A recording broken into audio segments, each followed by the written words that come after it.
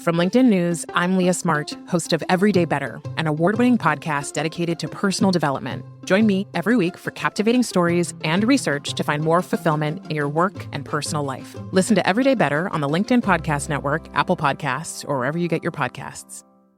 From LinkedIn News, I'm Jessie Hempel, host of the Hello Monday podcast.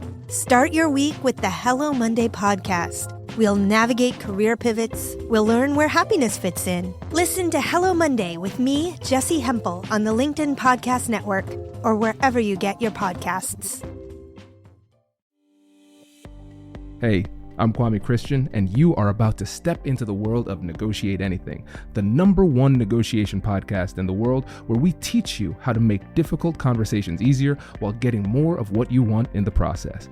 Each episode is packed with practical tips and strategies from the experts. We delve into negotiation, conflict resolution, and leadership skills that are crucial in both business and in life.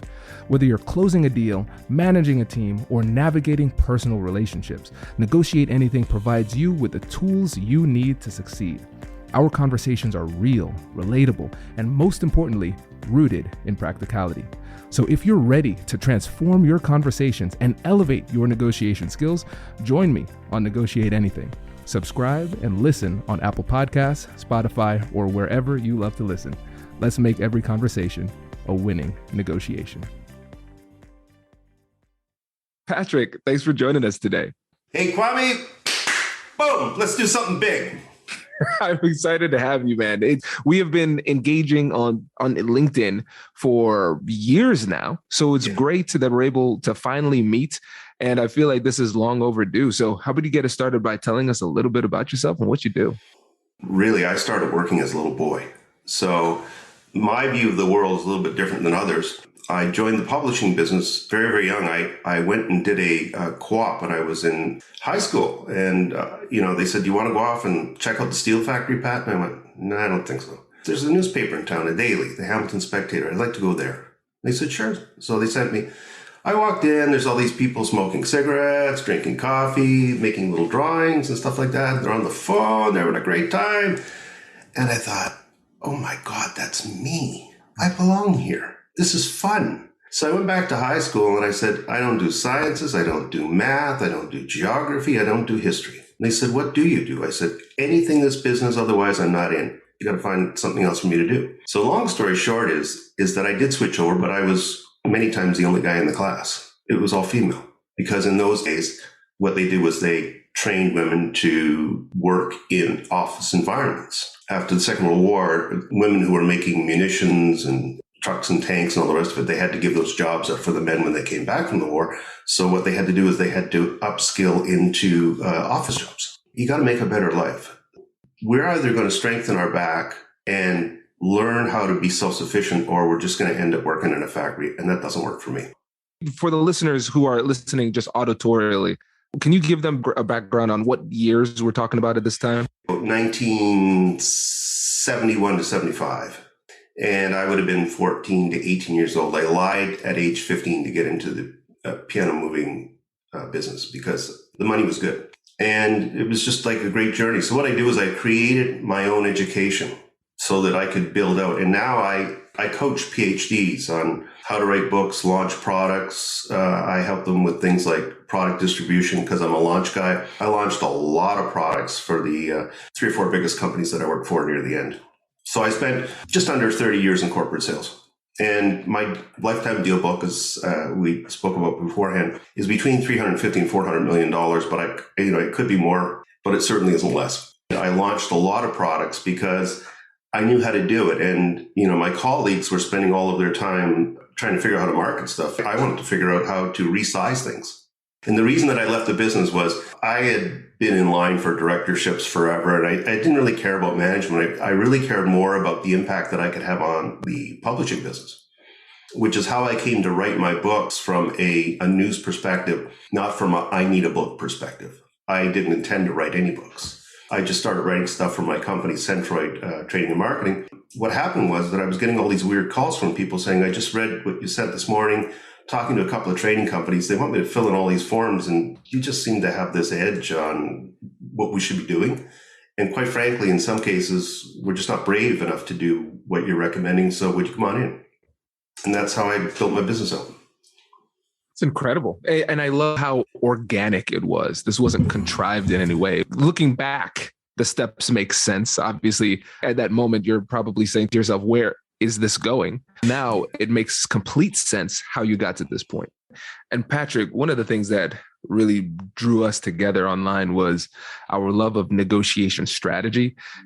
Disdain sounds strong. Our frustration with the focus on tactical thinking in negotiation versus strategic thinking. And so I want to get your thoughts on, first of all, when you think about negotiation strategy, let's just start on a very basic level. What does that mean to you? Well, to me, it means really understanding what it is that the other side needs. I have to understand what's meaningful to my company. And what you end up with is an expectation gap. And so the question becomes, is there a framework that you can design? So I often say that, there'll be honor among ladies and gentlemen, or there'll be honor among pirates. You just got to let me know which one. I'll acclimate. From there, I think you ask the really hard asks. You qualify super hard and just ask your negotiation partner. And I've done, like, a big deal for me was $12, $13 million a year. And I would just sort of I'd say, what do you guys really need? What are they pounding the table for? And I'd usually get a reasonably honest answer. And I'd say, all right, let me go back, talk to our side. And there's always the question of, do we get more rate? Do we get more business? So for me, it was, if I couldn't get as much rate as I wanted to convert business that I didn't have. So for me, I look at the whole win-win, win-lose, lose-win, and whatever the fourth one is, and I kind of go, it doesn't apply. What really applies is, can we build a bridge of trust that allows us to go back to our individual companies and say, you know what, Pat's trying hard, Kwame's trying hard. Let's give these guys a little bit of leeway to work some stuff out. And, can we get Pat to de-risk a deal enough so that we don't have to be worried if we move some more business across the table to him? So you might say, what happens after that? And so what happens after that is, in my view, so I talk a lot about cost modeling up, cost modeling down. It's kind of an odd topic, but none of us see numbers the same way. We could talk about units, we could talk about gross net price, we could talk about percentage up and down. We could even talk about moving decimal points. And I can tell you, I can share with you for sure that I've sat in front of some of the top tax experts in Canada and just sort of said, we don't see numbers the same way, do we? They went, I don't know about that. I said, well, let's get up on a whiteboard and I'll show you why. So I have this theory of 2.5%. I'm saying to people, if you could walk into a place of business where you could talk to the owner or the head of the department and just walk in and say, I'm ready to buy a product. I have the money. I have the credit card. I'm going to do a deal today with somebody. I really like you. I don't want to negotiate. But you know what? I really deserve 2.5% off. How do you feel about that? You know how many people say no? Almost nobody. Unless you're selling bananas. Unless you're selling, apples. 2.5% of an apple. What are we going to do here? I don't know. Let's just give that extra out. I actually went into a car dealership in a little bit of a rough state one time, and I just said, here's all the things that are going wrong with my life. And I just sort of said, can you point out a car that's going to work for 3 years? Because I'll be good by then. And he says, well, come on over here. It's got 200,000 kilometers on it, but believe me, this thing's going to go for 3 years. I said, I'm going to buy a car today. I'd love to buy this car from you. You know what kind of shape I'm in. I'm going to go for a little drive. And when I come back, I'm wondering if you can help me with an elegant number. So when I came back, I rolled in and I just stood there. The sales guy comes over and says, sales manager wants to see you. He said, you're not really negotiating. I said, no. I said, I just need some help today. He said, okay, 6.5% off. I didn't negotiate. I did the backwards. You see, I actually think that if you reach out to people and just say, I'm not really a confrontational guy. I think a lot of people who think negotiation is all of this pounding the table stuff. It's the opposite. As the money gets really big, the conversation becomes softer and softer and softer. Unless people are under a lot of duress, in which case they become the 10,000 pound moose charging. And I've seen both. And the thing is, can you acclimate? And just around strategy. So this whole thing about being tactical, from World War II, the end of World War II, which is around 1948, until the year 2000, sellers were able to use tactics. And you would say, why? Because we couldn't build product fast enough. You always suffered the potential of scarcity. Just think of the Cabbage Patch doll. Parents punching each other out to get a doll for their little kid, right? And then around year 2000, it flipped over and everything became globalization 24/7. Couldn't go to sleep because if you went to sleep, somebody would be circling your bowl. I want what's in Pat's bowl. Where are you from? Chile. But that's what the internet did. And so that's why we have the kind of marketplace we have right now. And so up until about the year 2000, sellers could be tactical. Now they can't. We have to be strategic. Let's say that my CEO calls me in and she says, Pat, we got a $2 million problem on the phone. Does she want the 5,000 word answer or does she want the 500 with great efficacy and 3 ranked, doable, workable solutions? I'm thinking the 500, right? So what if I'd have gone the tactical way and hung my head between my knees and said to my CEO, what am I supposed to do? I think by the time I landed, the Eagles would have a nest built on my butt.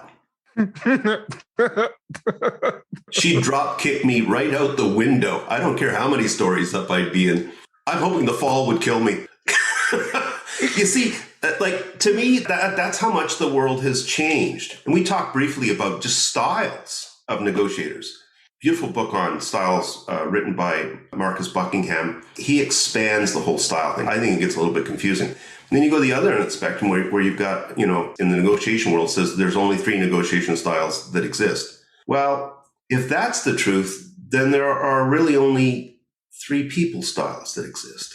And we know just through simple work with models like DISC, there's creativity models out there. We know that, there's at least 4. Generally with DISC, what happens is you've got a primary and a secondary style. So you've got things like, people who are, sort of A-type thinkers. You've got conciliatory types. You've got analytic types. And then you've got communicators. And everybody's tried to use the same model over and over again. They've tried to use birds. So-and-so's a budgie. So-and-so's a canary. So-and-so's a crow. So-and-so's an eagle. But the truth is there's those 4 basic ones. And then when you stop and think about it in a corporate setting or even an academic setting, you have people who are highly political. So whatever way the wind is blowing is the way that they're going to go. That's just the way they are. And then you've got people who are always looking to curry influence. So they'll always sort of think to themselves, all right, so what is in it for me? And then in my view, you've got people who are highly emotional and they just swing. When I get thinking about aggressive negotiators, these people to me are people that are volatile. It doesn't matter what environment they're in, they're just like that. And so you have to kind of look at these people and you have to say, all right, so can I figure out this Rubik's Cube today? Can I figure out what their puzzle is? And you see, the thing is, if I sit with somebody for more than one negotiation, I got them. I can just neutralize them going forward. I anticipate their needs.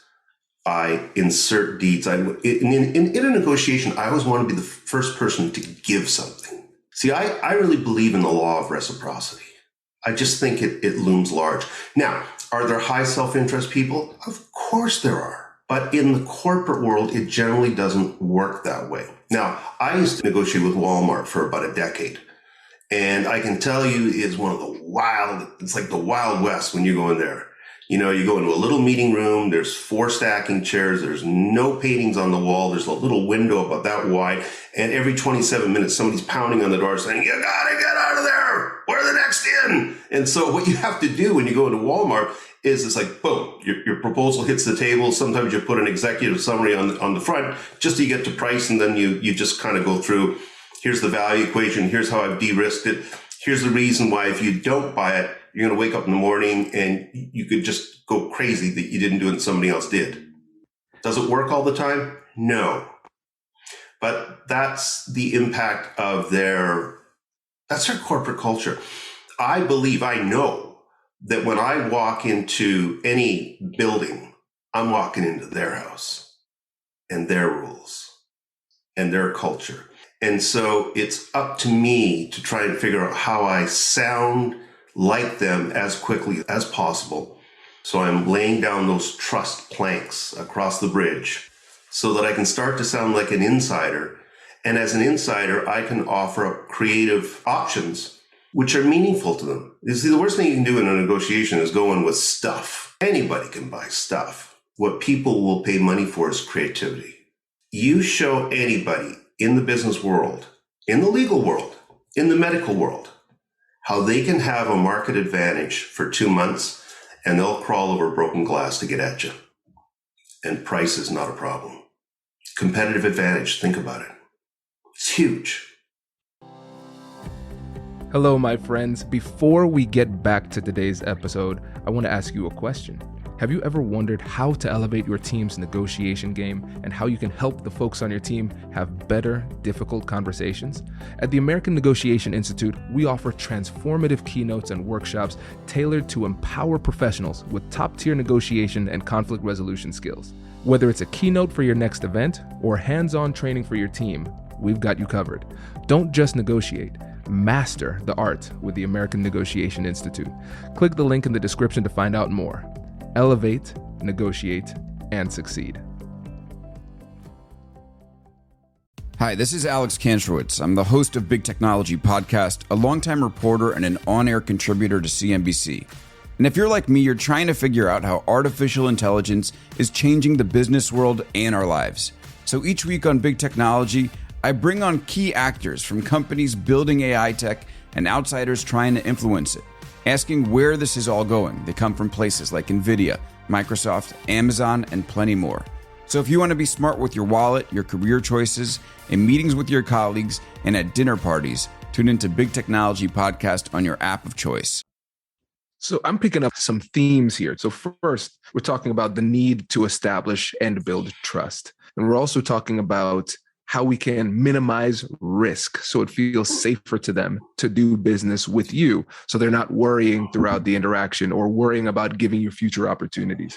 And then also creating that recognition that working with you isn't just buying a commodity, it's giving them a competitive advantage.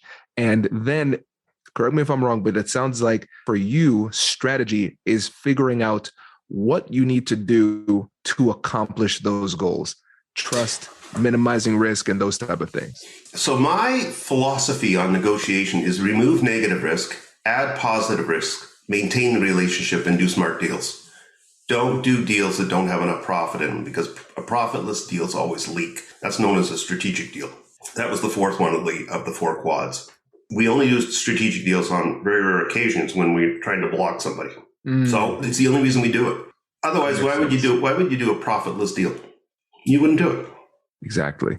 You would do it based on futures. Now, as far as strategy goes, I think in SWOT: strengths, weaknesses, opportunities, and threats. And then I shorten that to key leverage points and business implications. And key leverage points, if you take a crowbar and you put it up against a chest that weighs 800 pounds and you just tip it down like that, the whole chest goes up. Now, theoretically, that shouldn't happen, but it's leverage. And we often use the word leverage. I can leverage the fall. No, relax. Leverage is a scalable thing. Do you have a little bit of leverage or do you have a lot? See, the only time you really get stuck in negotiations is when you have no leverage. And that's when you'll even do deals with people you don't like. And think scarcity. When we run out of food or water, we run into people that we generally just don't like. We fork over the money because we need food and water. But if we don't need food and water, we're not buying from them. We may not even talk to them. As far as strategy goes, so if you think in SWOT, then what I've done is I've done something a little bit different. So I've done a SWOT analysis on the seller, on the buyer, and as our highest predatory competitor. And when you spin those three things together, in a deal where you know you may not be the only person trying to win, so I always think about conversions. How can I grow the pie with my customer? So, if I get a customer who's a $10 million customer, I'm trying to figure out how to get them to a 10.3 or a 10.4 or 10.5. And that means I've got to take some business from a competitor. And that is I have to have it's kind of a weird thing. So I'm aspirational. So I always think about how can I fill the gap from where my customer is to where they want to go? And the question that I often use when I walk in to see a customer is, what revenue can you see but not touch with the current negotiation skills that your people possess? Because you can tell how much yield people are getting in your negotiation channel and how many times that you get sick to your stomach and have to crawl out of your channel because you have to keep feeding the troops. It's hard. But you know what happens is that people at the beginning of quarters, they will just do the craziest deals ever. And as they get closer to their quota and they hit quota, all of a sudden they become Mrs. and Mr. Relaxation. Customer comes in and says, I need help. The world's not fair. I know the world's not fair, but that's life. At the beginning of the quarter, geez, things are unfair out there. And then you get senior executives. I love senior executives because they're some of the worst negotiators in the world. They're great managers. In many cases, they're great leaders. But the reason that they don't do a lot of the negotiations in companies is they need a firewall in front of them and really bright negotiation teams. So they're trying to keep the CEO away from a customer because, when a CEO says something, it's not wet cement. That firmed up. You can't undo a CEO said it, will do it, because it's all about the brand. We're all walking, talking brand. When I came on camera, you made 50, 60, 70 decisions about me within 2 seconds, instantly. So what happens when the CEO says, yeah, I think we can do something there. It's a little bit outside of our realm, but I'll give it to Pat.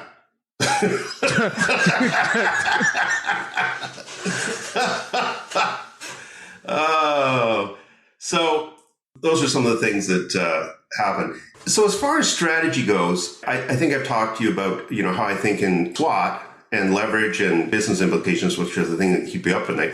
But there's also age-old strategies that have been around forever. The one that most people can remember, and it's in the real estate business, right? If you've ever bought or sold a piece of property, what people do is they shame you into splitting the difference. If somebody ever says to you, split the difference, look at them and say, all right, you've already determined what you can give away and you want things I don't have.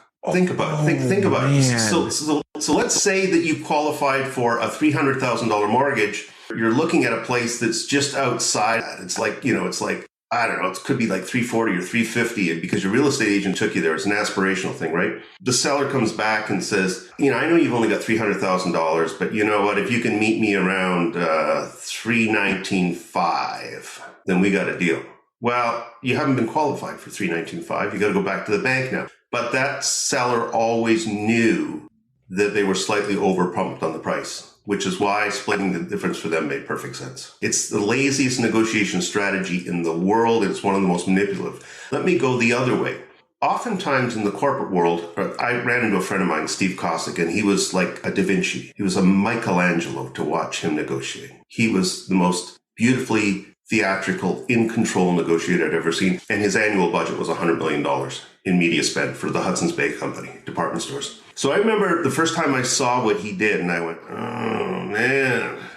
So what happened in the newspaper business was the on-page advertising started to become less compelling because we just raised rates so much. And so what they wanted to do was put things in the center of the newspaper that were full color, where they can control the environment, how the ink laid on top of the paper. So it's a perfect replication, as opposed to on a newspaper page that's being printed at 20,000 pieces an hour. You don't always have the control. But in a situation where you can control humidity or dryness, you can slow the press down, you can speed it up, you can do all kinds of things, right? But in the newspaper business, you can't do it. You got to pump it out. War and Peace every 24 hours. Out the door she goes. And with morning delivery, it's even worse. So we go with our rate increases on the on-page advertising, and he would just battle like hell on those rates. And I remember the first time I saw it, I kind of went, all right, well, kind of, if I was him, I'd be a little bit off, but this is a little bit over the top. And he would just elongate that part of the negotiation. And finally, we come to an end and he said, you guys just made me sick. I can't believe what you've got me agreed to pay for on-page advertising, which, I'd rather be in flyers. And by the way, don't even dream about raising rates on flyers. You have scalded me in the first round of this negotiation. Negotiation over, go right up the contract. Don't put a penny on those flyers. Nothing. That's how badly you bruised me on the first round. He was never interested in the first round. It's the secondary target that he was interested in. So that's an example of being a little bit theatrical to make your point and in order to get what you wanted. But it's predetermined. So once I saw it once, I started to notice it again and again. He also had another one, which I refer to as the bonus round. And as a buyer, he could do it. So we always had these guys coming in from out of town. They would come in from Calgary, Edmonton, Montreal, all over the place. And the head office for the Hudson's Bay Company was in Toronto. And these guys were always like jittery, right? Because they wanted deals. They wanted to go back to their bosses and say, we took on Steve Kosick at the Bay and, or we went to Walmart and we really showed Walmart what it was all about, right? But inside, I knew that they were just like their stomachs were it's like one of those Pepto-Bismol commercials, right? So the guys with the pink jumpsuits on. But you could just see the stress rolling off these guys, right? And so what would happen is that, these buyers, Steve in particular was the best at it, Steve Kosick from the Bay. He would go, yeah. And then all of a sudden he'd drop his pen and he'd go, I just thought of something. The guys upstairs are never going to go for this. I just can't play. I don't know. And he'd start lifting up pieces of paper and he'd go, oh, no, that's even worse. Oh, God, what am I going to do? And so my guys are on the other side of the desk and they're looking at Steve and they're going, we're that close to the deal. It's like, we had him. He was right in the bag. It was a lock, and all of a sudden it all fell apart. And so anyway, Steve would continue with this confusion and he'd look around the room and he'd untie and tie his shoes. He would just play with all kinds of stuff on his desk until finally my colleague would lean over and say, Steve, you seem troubled. Steve would like, yeah, how can we help you? And Steve would say, well, what do you have in mind today? And years later, we met on a golf course and I said, okay, Steve, I watched you do this thing over and over and over again. And he starts laughing. He goes, it was good, wasn't it? I said, good. I said, how much money did you make on that? I bet you made like an extra 3, 4, 5 points every time you turn around. He goes, Pat, it was millions of dollars over my career. And he said, that was the way that, he says, I secured a lot of my bonuses and my increases and my promotions. I literally named my third book, The Bonus Round, in honor of Steve and that move. Wow. It's perfect. It's almost like when you see people do what I call it's almost like a more and more. So, or it's like an add-on kind of strategy. It's where somebody, it's where somebody's, right? Well, it's bigger than that because it can happen at the beginning or it can happen at the end. So I'll give you both examples. Yes, sir. So at the beginning, somebody looks at you and you give them a piece of information which you would normally bill for, and they go, that's a great piece of information, but don't bill me for that. What do? You're stuck because you haven't got a deal done yet, but you've got the information. And it should have been billable, but they went, don't bill me for that. So that's the front end. All right. Now the back end is where they're sitting there, they've agreed to everything, and they're signing the order, and then they stop their signature, and they look up and they say, oh, by the way, I know this means nothing to you, but could you add in that, and that? You corporate guys, you've always got a little bit of fat left in there, so could you just kind of pour that in? And if you do that, I'll finish the signature right here. That's an aggressive nibble. No, that's a strategy. And it can be, when it happens on the front end, what you always do is you write into your contract, that will never happen again. If it happens on the back end, you make a calculation of what it is that they almost cajoled you into accepting. And you say, this is what that meant in real dollars, and that won't happen again. You always control the contract. As a lawyer, definitely know that one. That one is very, very important. So I've unbundled about 25 of these. I've got a catalog of 30. This is great. And we're just scratching the surface, Patrick. Before you go, can you let the listeners know about the books that you have and where they can get in touch with you? Yeah, sure. So I wrote a book called Unlocking Yes, Sales Negotiation Lessons and Strategy. It took me 7 years to finish. And I'm one of 3 solo authors in the world that has finished the trilogy of a sales negotiation book, one on consultative selling and one on sales prospecting. The other 2 authors are Jeb Blunt and Brian Tracy. Typically, you need collaborators in order to get the negotiation book done. It's so hard. I went back and I rewrote Unlocking Yes and give you so much more value. If you can just memorize the back of the book, you are going to be a force at any negotiation table. You're just going to be able to turn a lot of things around because you'll be able to explain the end game. The bonus round is all about business cases. So if you understand how to build business cases, then you understand how to de-risk deals. So it's all about, does it make sense? Does it make sense from your company's perspective and from the customer's perspective? Never deliver customers ice in the winter. They can just go outside and shovel all kinds of ice. But you deliver them high quality, meaningful value that they can go internally and say, if we don't buy this deal, Kwame, we're crazy. Perpetual hunger is about my view about bringing new customers into your life. They're not just average customers, they're dream customers. These are people that are going to be your friends for your entire career, because once they've done business with Kwame, they don't want to do business with anybody else. You're a gem, sir. I've been looking forward to this for quite some time. I'm a great admirer of your work, your POVs, the way that you approach the community with great humility, but with great confidence. And I love it. That means a lot, Patrick. Thank you. Thank you. Thank you. Thank you. I really, really appreciate you. And I cannot wait to share this with the audience. So thank you for coming on the show.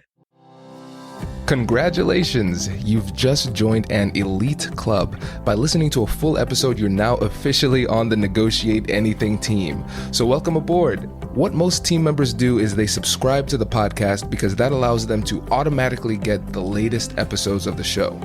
The best things in life lie on the other side of difficult conversations. Keep learning, keep practicing, and keep getting better. Your relationships will improve, your career will soar, and you'll have the confidence you need to get the most out of these crucial conversations. Again, thank you for joining the team. We're excited to have you, and I will see you in the next episode. I'll catch you later.